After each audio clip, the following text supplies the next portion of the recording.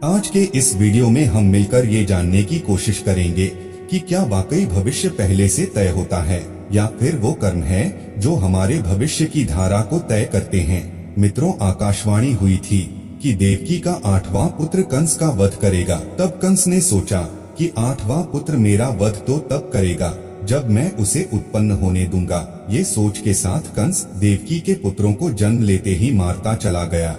लेकिन जब देवकी के 8वें पुत्र की बारी आई तो न सिर्फ उसने जन्म लिया बल्कि उसने अर्थात भगवान श्री कृष्ण ने कंस का वध भी किया। ऐसा इसलिए हुआ क्योंकि कंस का भविष्य पहले से ही निश्चित था।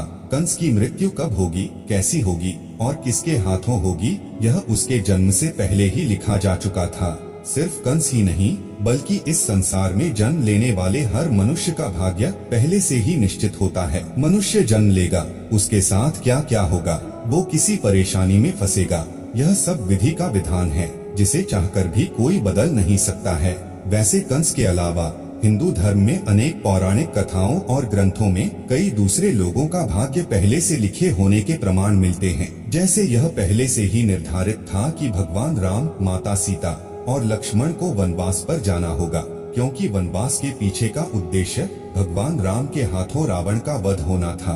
अगर कैकेयी मंथरा के बहकावे में ना आई होती तो ना भरत को सिंहासन मिलता और ना ही भगवान राम पत्नी सीता और छोटे भाई लक्ष्मण के साथ वनवास पर जाते।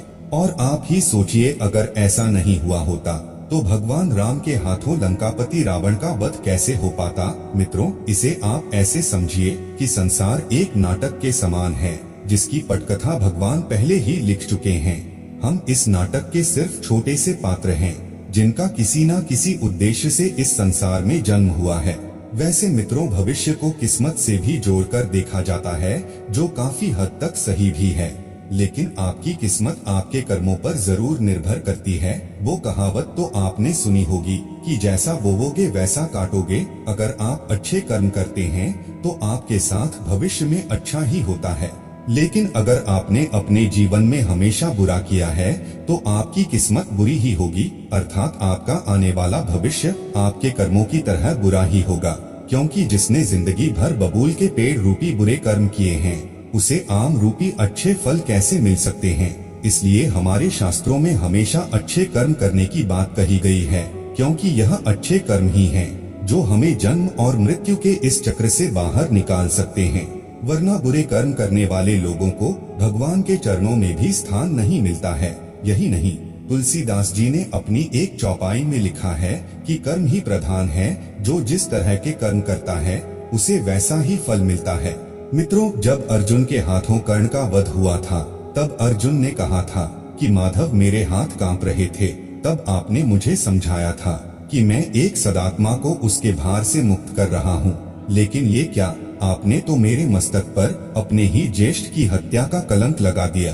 तब श्री कृष्ण ने कहा कि मनुष्य को प्रारब्ध देने वाला मैं कौन होता हूँ। मनुष्य को प्रारब्ध उसके कर्म देते हैं। बीज में स्वस्थ मीठे फल लगेंगे या उस बीज को सूख जाना है, इसका चयन तो बीज स्वयं करता है। पार्थ, अपनी धारा चुनकर। श्री कृष्ण ने आगे कहा कि पार्थ, तुमने धर्म का साथ देना चुना और कर्ण ने अधर्म का साथ देना। ऐसे में मैं क्या करता। तुमने अन्याय के विरोध में स्वर उठाया और अंगराज सब जानते हुए भी मौन रहे। मैंने कई बार विकल्प चुनने के अवसर कर्ण को दिए, लेकिन उन्होंने हर बार दुर्योधन और उसकी मित्रता का चयन किया।